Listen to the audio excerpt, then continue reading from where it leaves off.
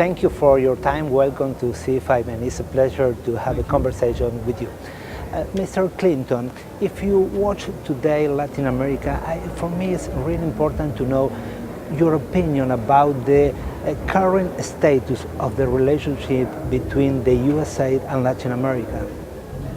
Well, I think the USA lost ground in Latin America in the last 8 years because we did some things that most Latin Americans didn't agree with, but mostly because we weren't as heavily involved in the region as we were when I was president, when we started the Summit of the Americas again, when I travel widely here and often, and when I met frequently with the Caribbean leaders, with the South American leaders. I went to all over Central America. I think that we lost sight of the fact that our nearest neighbors should be our best friends and partners. Yes, there are political differences we have with President Chavez, and we've been criticized and had trouble with the presidents of President Morales in Bolivia, President Correa, but I don't think that's the most important thing. I think we need to be involved with the outstretched hand and talk about how we can solve our problems together, how we can seize our opportunities together. If we do that, I think you'll see America in a better position. And if you look at what President Obama has said and done in his trip down here, and what the Secretary of State, my wife, has done, right now she's in Honduras with the OAS. She was at the inauguration of the new president of El Salvador yesterday. America is really reaching out to Latin America, and I think it's going to get better quickly. You mentioned some case, Correa, maybe Morales, maybe Chavez. Do you see any kind of alliance between Venezuela, Cuba, Ecuador, and Bolivia? Well, I think that they have similar political rhetoric.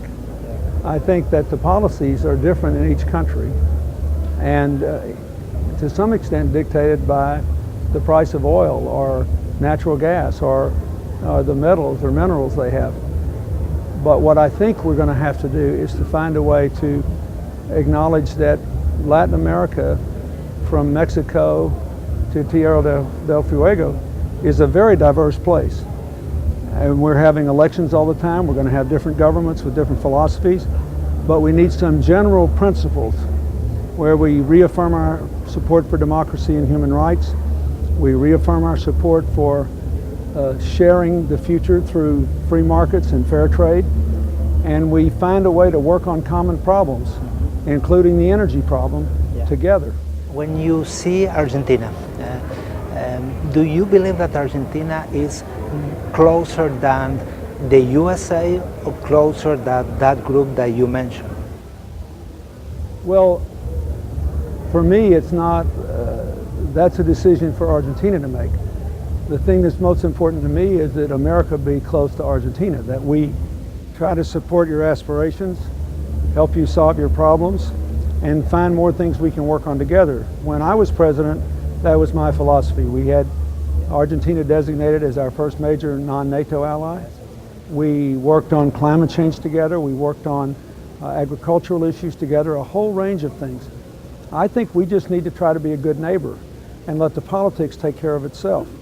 Just our closeness, our physical closeness, and our common interests will bring us together if we'll just go to work on it. We shouldn't tell you how you relate to Venezuela, how you relate to anybody else. And we should hope for a good relation over the long run with Bolivia and Ecuador and Venezuela, with all the people of the Americas. 3 questions, short question.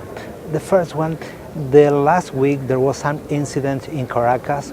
Mr. Vargas Llosa, the writer, said in a conference, Venezuela will be the new Cuba. Do you agree with this? What do you think he meant by that? He's talking about a dictatorship. Well, I think it's always a cause of concern if a country has one system for electing its leaders and they develop another one because they want to keep the one they've got, or the one that's there wants to stay in. But I can't say that it's always a mistake. It depends on the facts. You know, the Colombians are debating the same thing now, because President Uribe, whose politics are very different from President Chavez, is very popular because of the struggle he's waged against the narco traffickers. I think that you don't want an end of democracy. So the people have a right to have whatever constitutional system they want in Venezuela, and they have a right to fairly elect whatever president they want. But a democracy requires genuine empowerment and integrity of elections, and it requires certain constitutional rights for minorities, even people who are in dissent. And that's what I want to see in Venezuela.